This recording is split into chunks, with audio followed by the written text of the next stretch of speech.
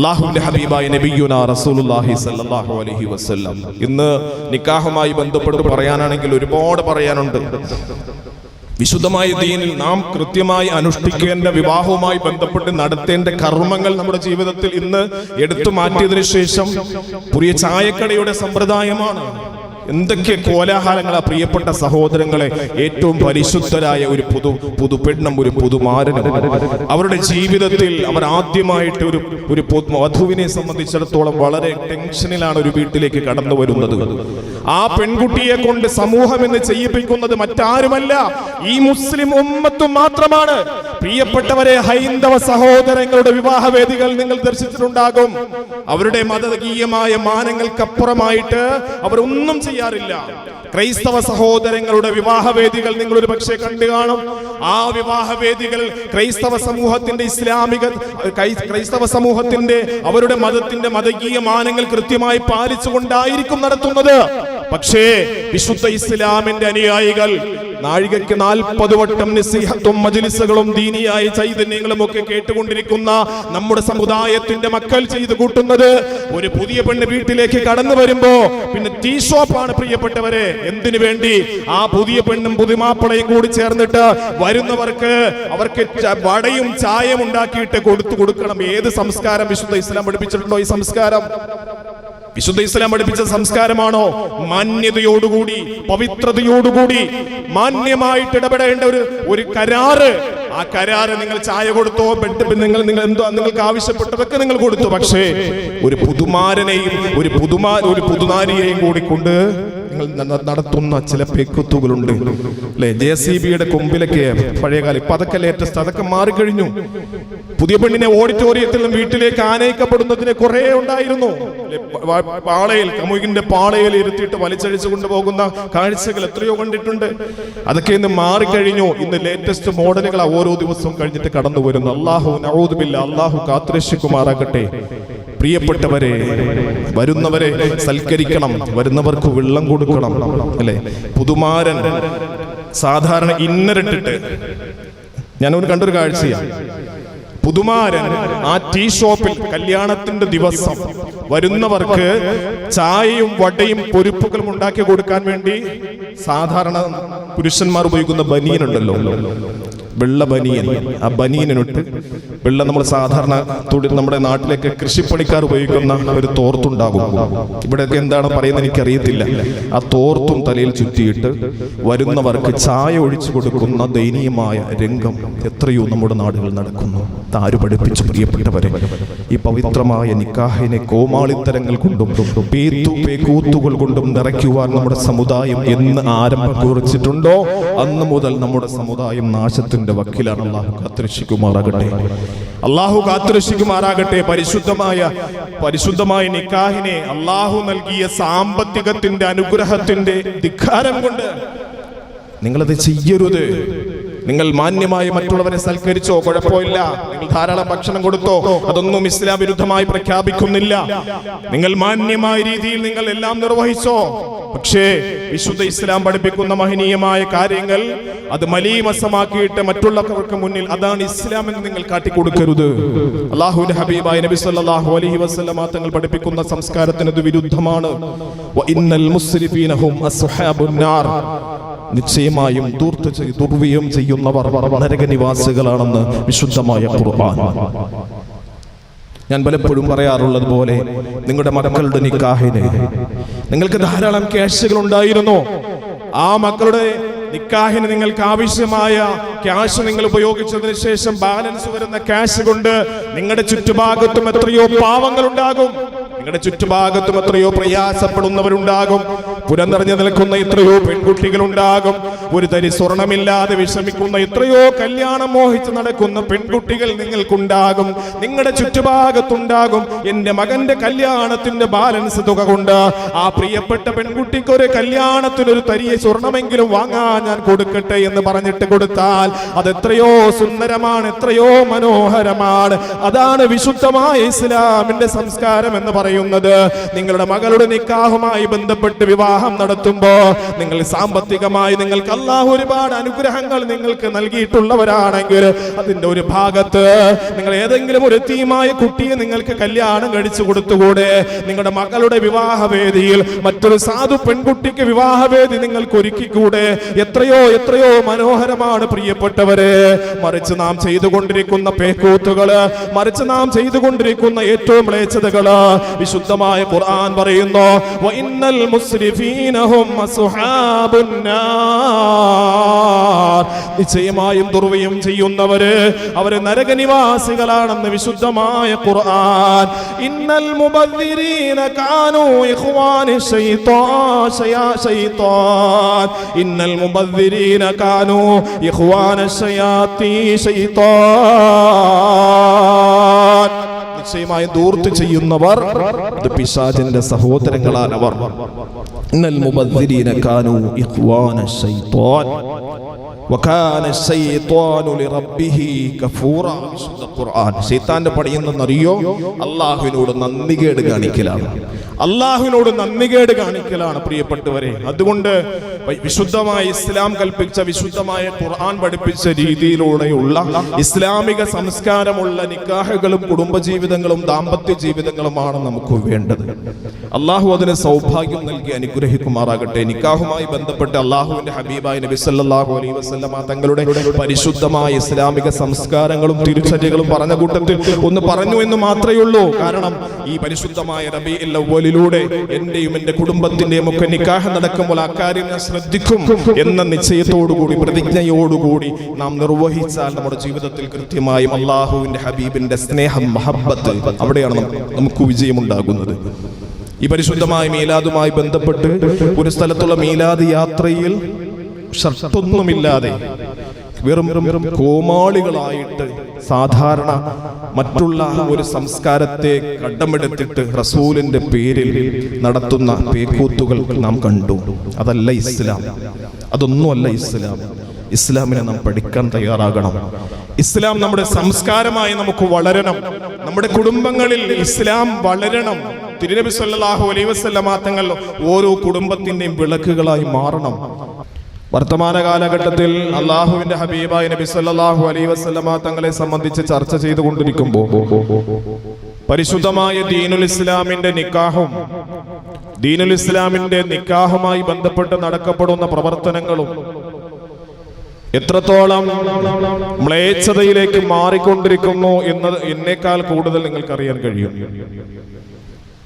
വിശുദ്ധമായ ഇസ്ലാം ഒരു കുടുംബ ജീവിതത്തിന് തുടക്കം കുറിക്കാൻ വേണ്ടി വിശുദ്ധമായ ഇസ്ലാം നമ്മോട് കൽപ്പിച്ച പവിത്രമായ മാർഗങ്ങളെയും വീഥികളെയും തള്ളിമാറ്റിയിട്ട് മറ്റാരിൽ നിന്നെങ്കിലും ഒക്കെ കടമെടുത്ത കുറെ പേക്കൂത്തുകളുടെ താവളമായി നമ്മുടെ ദാമ്പത്യത്തിന്റെ തുടക്കവും വിവാഹവേദികളും നിക്കാഹിന്റെ സദസ്സുകളും മാറിക്കൊണ്ടിരിക്കുന്ന ഏറ്റവും ദയനീയമായ ഒരു സാഹചര്യത്തിലൂടെയാണ് നമ്മുടെ സമുദായം കടന്നുപോയിക്കൊണ്ടിരിക്കുന്നത്.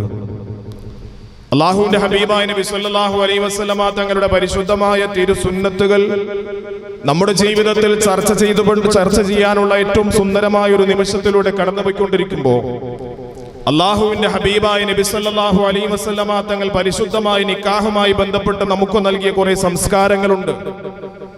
അതെത്രത്തോളം കേവലം ഞാനും നിങ്ങളും മനസ്സിലാക്കി എന്നുള്ളിടത്താണ് അതിന്റെ സത്യാവസ്ഥയും അതിന്റെ യാഥാർത്ഥ്യവും നമുക്ക് മനസ്സിലാക്കാൻ കഴിയുന്നത്. ആദരവായ നബി സല്ലല്ലാഹു അലൈഹി വസല്ലമ തങ്ങൾ പരിശുദ്ധമായ ഹദീസിലൂടെ നമ്മോട് പഠിപ്പിക്കുന്നു, അലിനു ഹാദൻ നിക്കാഹ്. നിക്കാഹുമായി ബന്ധപ്പെട്ട് റസൂലുള്ളാഹി സല്ലല്ലാഹു അലൈഹി വസല്ലമ തങ്ങൾ പഠിപ്പിക്കുന്നു, നിക്കാഹിന്റെ ഏറ്റവും പരിശുദ്ധമായ ഒരു സംസ്കാരമാണ് റസൂലുള്ളാഹി സല്ലല്ലാഹു അലൈഹി വസല്ലമ തങ്ങൾ പഠിപ്പിക്കുന്ന മഹിതമായ പാരമ്പര്യം. ഒരു മുഅ്മിനായ മനുഷ്യന്റെ ശരിയായ മാർഗത്തിന് അല്ലാഹുവിന്റെ ഹബീബായ നബി സല്ലല്ലാഹു അലൈഹി വസല്ലമ തങ്ങൾ നൽകുന്ന പവിത്രമായ പാത. അഅ്ലിനൂ ഹാദൻ നിക്കാഹ്. നിക്കാഹിനെ നിങ്ങൾ പരസ്യപ്പെടുത്തി ചെയ്യണേ. അഅ്ലിനൂ, നിങ്ങൾ ദഅവത്ത് ചെയ്യണം. നിക്കാഹിനെ എല്ലാവരെയും അറിയിക്കണം. അത് ഇസ്ലാം നമുക്ക് പഠിപ്പിച്ച് നൽകിയിട്ടുള്ള ഏറ്റവും ശ്രേഷ്ഠമായ ഒരു മാർഗമാണ്. നിക്കാഹിന് തൊട്ടു മുമ്പ് വരെയും വരനും വധുവും രണ്ട് ദിശകളിലായിരുന്നു. അവർക്ക് കാണൽ ഹറാമായിരുന്നു, സംസാരിക്കൽ ഹറാമായിരുന്നു. രണ്ട് കുടുംബത്തിൽ ജനിച്ചവർ, രണ്ട് വാപ്പയിലും രണ്ട് ഉമ്മയിലും അല്ലെങ്കിൽ ജനനം കൊണ്ടവർ, പരിശുദ്ധമായ നിക്കാഹിലൂടെ രണ്ടുപേരെയും ഒന്നാക്കാനും ചേർത്ത് വയ്ക്കുവാനും പരിശുദ്ധമായ ഇസ്ലാം നൽകിയിട്ടുള്ള മാർഗം, അള്ളാഹു നൽകിയിട്ടുള്ള മാർഗം. ഈ മാർഗത്തിലൂടെ നിക്കാഹ് കൃത്യമായി നിർവഹിച്ച് ആ നിക്കാഹിലൂടെ തന്റെ ദാമ്പത്യ ജീവിതത്തിലേക്കും കുടുംബജീവിതത്തിലേക്കും എത്തിച്ചേർന്നു കൊണ്ടിരിക്കുമ്പോൾ അതിന്റെ തുടക്കം തന്നെ ശരിയായ ചിന്തയിലും ശരിയായ ജനങ്ങൾക്കിടയിൽ ശരിയായ നോട്ടത്തിനും അതുപോലെ ശരിയായ ചിന്തകൾക്കും കാരണമായി തീരാൻ വേണ്ടി വിശുദ്ധ ഇസ്ലാം കൽപ്പിച്ചു, അഅ്ലിനു ഹാദൻ നിക്കാഹ്, നിങ്ങൾ ഈ നിക്കാഹിനെ പരസ്യപ്പെടുത്തി ചെയ്യണേ. നമുക്കറിയാം, സ്വാഭാവികമായും റോഡിലൂടെ ഒരു പുരുഷനും അല്ലെങ്കിൽ ഒരു ആൺകുട്ടിയും ഒരു പെൺകുട്ടിയും കൂടി നടന്നു പോകുമ്പോൾ രണ്ട് അന്യരാണ്. ഇതേ അവസ്ഥയിൽ അവർ രണ്ടുപേരും ഒട്ടിച്ചേർന്ന് പോകും അല്ലെങ്കിൽ സംസാരിച്ചു കൊണ്ടുപോകുമ്പോ, കളിതമാശകൾ പറഞ്ഞു കൊണ്ടുപോകുമ്പോ സ്വാഭാവികമായിട്ടും കടവരാന്തകളിൽ ഇരുന്നു കൊണ്ട് വീക്ഷിക്കുന്ന CCTV ക്യാമറകളായി പ്രവർത്തിക്കുന്ന നാം ഓരോരുത്തരും, ഞാനും നിങ്ങളും അടക്കമുള്ളവർ ആ റോഡിലൂടെ കടന്നു പോകുന്ന രണ്ടുപേരെ സംബന്ധിച്ച് എന്തായിരിക്കും എന്റെയും നിങ്ങളുടെയും മാനസികമായ അവസ്ഥയും? അവരെ കുറിച്ച് 100,000 വർത്തമാനങ്ങൾ പറയാനുള്ള വെമ്പലും നമ്മുടെ ഹൃദയത്തിൽ ഉണ്ടാകും. എന്നാലും കൊള്ളാമല്ലോ, അവർ രണ്ടുപേരും ഇങ്ങനെ സംസാരിക്കാൻ പാടുണ്ടോ? ഇങ്ങനെ ഇങ്ങനെ ചേർന്ന് പോകാൻ പാടുണ്ടോ? ഇങ്ങനെ ഒരേ ബൈക്കിൽ പോകാൻ പാടുണ്ടോ? ഒരേ വാഹനത്തിൽ പോകാൻ പാടുണ്ടോ? ഇങ്ങനെ 1000 ചോദ്യങ്ങളും 1000 മോശമായ മ്ലേച്ഛതയുടെ വർത്തമാനങ്ങളും അവർക്കെതിരെ നാം ചൊരിഞ്ഞു കൊടുത്തുകൊണ്ടേയിരിക്കുന്നു. ഈ ഒരു ദുരന്തം ഉണ്ടാകാതിരിക്കാൻ വേണ്ടി അള്ളാഹുവിന്റെ വിശുദ്ധമായ ദീനുൽ ഇസ്ലാം നമ്മോട് പഠിപ്പിക്കുന്നു, അഅ്ലിനു ഹാദൻ നിക്കാഹ്, നിങ്ങൾ നിക്കാഹിനെ പരസ്യപ്പെടുത്തി തന്നെ ചെയ്യണേ. കാരണം രണ്ട് ദിശയിലായിരുന്നവർ, രണ്ട് കുടുംബത്തിൽ പിറന്നവർ, ഇന്ന് വരെയും നിക്കാഹിന് തൊട്ടു മുമ്പ് വരെയും അന്യരായി കഴിഞ്ഞിരുന്നവരുടെ നിക്കാഹുകൾ പൊതുജനങ്ങൾ അറിഞ്ഞിരിക്കണം. നാളെ അവർ പുറത്തേക്ക് ഇറങ്ങുമ്പോ അവരെ കുറിച്ച് മോശമായ വർത്തമാനങ്ങൾ, എന്നാലും കൊള്ളാമല്ലോ എന്ന വർത്തമാനം പറയുന്ന ഒരു രീതി ഇസ്ലാം തടയുന്നുണ്ട് കൃത്യമായി. അതുകൊണ്ട് തന്നെ നിങ്ങളുടെ മക്കളുടെ നിക്കാഹ്, നിങ്ങളുടെ കുടുംബത്തിലെ നിക്കാഹ്, അതവർ തമ്മിൽ വിവാഹം ചെയ്തവരാണ്, നിക്കാഹ് ചെയ്തവരാണെന്ന് സമൂഹം അറിഞ്ഞിരിക്കണം, അല്ലെങ്കിൽ തെറ്റിദ്ധാരണയ്ക്ക് കാരണമായി തീരും.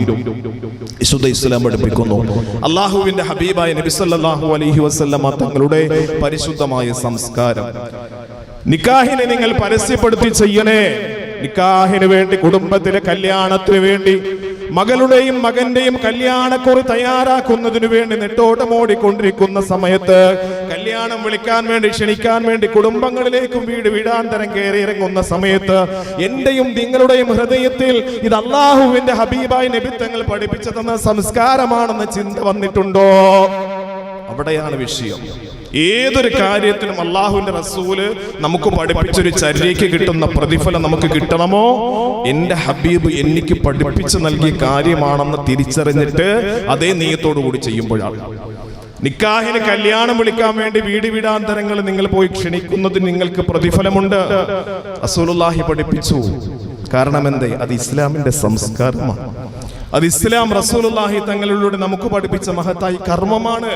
അതുകൊണ്ട് ദഅവത്ത്, കല്യാണ ക്ഷണത്തിന് പോലും അല്ലാഹുവിന്റെ ഹബീബായ നബി സല്ലല്ലാഹു അലൈഹി വസല്ലമ തങ്ങൾ പവിത്രത നൽകിയിട്ടുണ്ട്. ആ ഒരു കാര്യം തിരിച്ചറിഞ്ഞായിരിക്കണം. ഈ പരിശുദ്ധമായ റബീഉൽ അവ്വൽ മാസത്തിൽ നാം നിലകൊള്ളുമ്പോൾ നമ്മുടെ ദാമ്പത്യ ജീവിതങ്ങളും നമ്മുടെ കുടുംബത്തിന്റെ അകത്തളങ്ങളിൽ നടക്കുന്ന നിക്കാഹുകളും ഇസ്ലാമികപരമായിട്ട് മാറാൻ നാം ഓരോരുത്തരും പ്രതിജ്ഞ ചെയ്യേണ്ടതുണ്ട്. റസൂലുള്ളാഹി പഠിപ്പിച്ചു, ഹദീസിന്റെ തുടക്ക ഭാഗം, അഅ്ലിനു ഹാദൻ നിക്കാഹ്, നിങ്ങൾ ഈ നിക്കാഹിനെ പരസ്യപ്പെടുത്തി ചെയ്യണേ.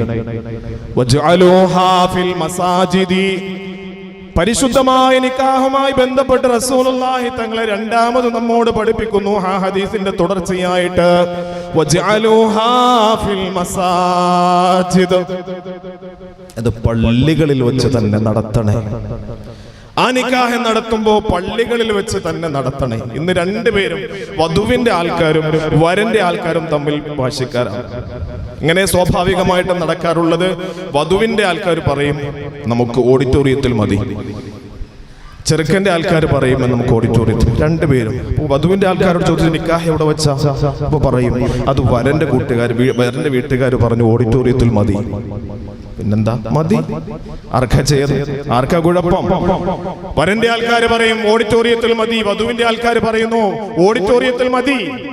ഇതില്ല ഇസ്ലാം. രണ്ട് കൂട്ടരും തമ്മിൽ ചേർന്നിട്ട് എന്റെ മകന്റെ നിക്കാഹ്, എന്റെ മകളുടെ നിക്കാഹ് നടക്കേണ്ടത് പരിശുദ്ധമായ പള്ളികളിലായിരിക്കണം. അവിടെയാണ് ബറക്കത്തിന്റെ താവളം.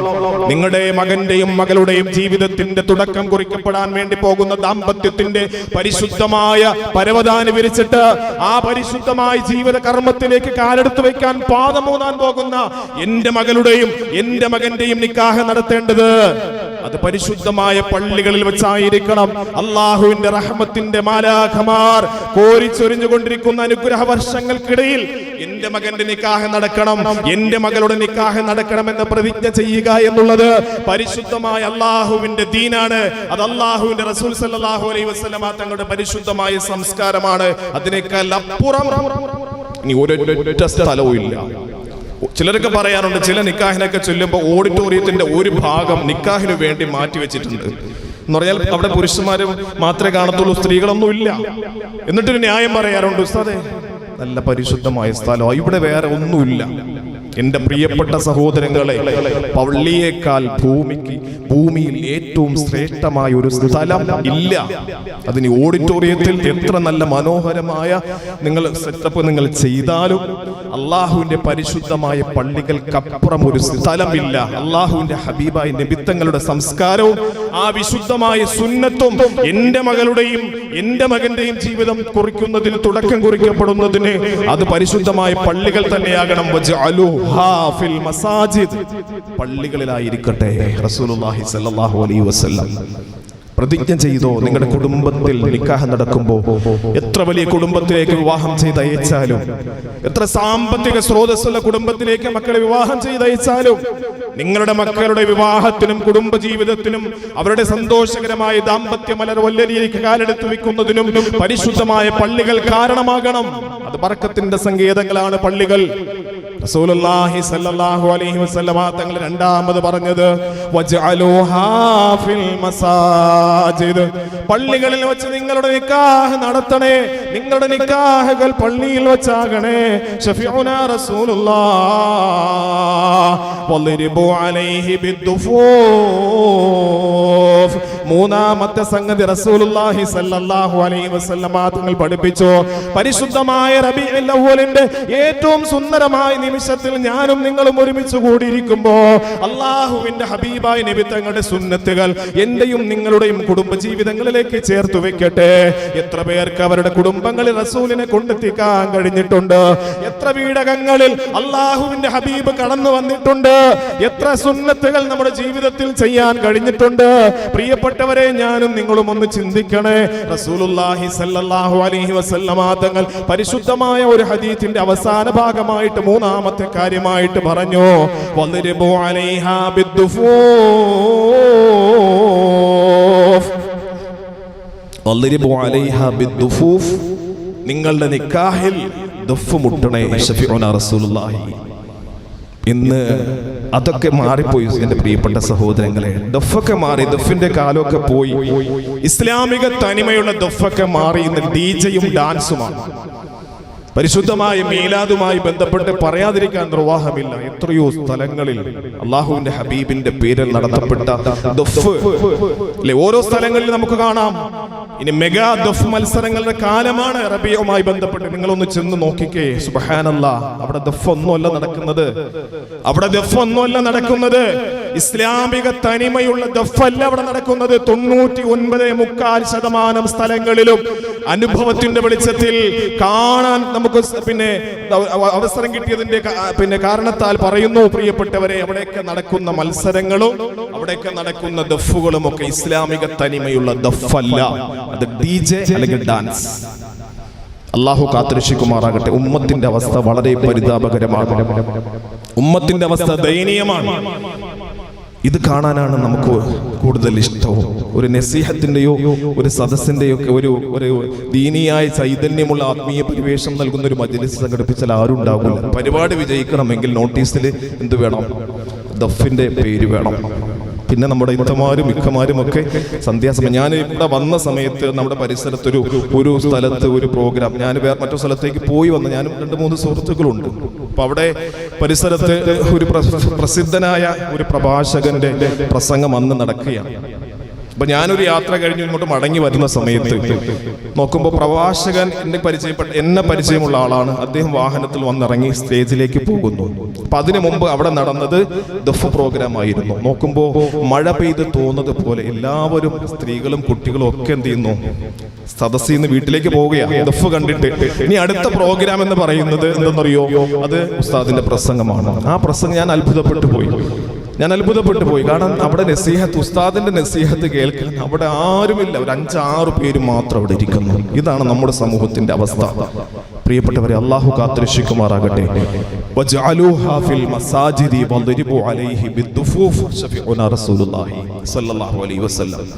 നിങ്ങൾ നിങ്ങളുടെ നിക്കാഹിന്റെ സദസ്സിൽ ഇസ്ലാമിക തനിമയുള്ള ദഫ് നിങ്ങൾ മുട്ടണേ. ഹറാമിന്റെ പ്രവർത്തനമല്ല, ഡിജെയും ഡാൻസുമല്ല. അത് പരിശുദ്ധമായ ഇസ്ലാം നിങ്ങളോട് കൽപ്പിച്ച ഇസ്ലാമിന്റെ കൃത്യമായ തനിമയുള്ളതായിരിക്കണം.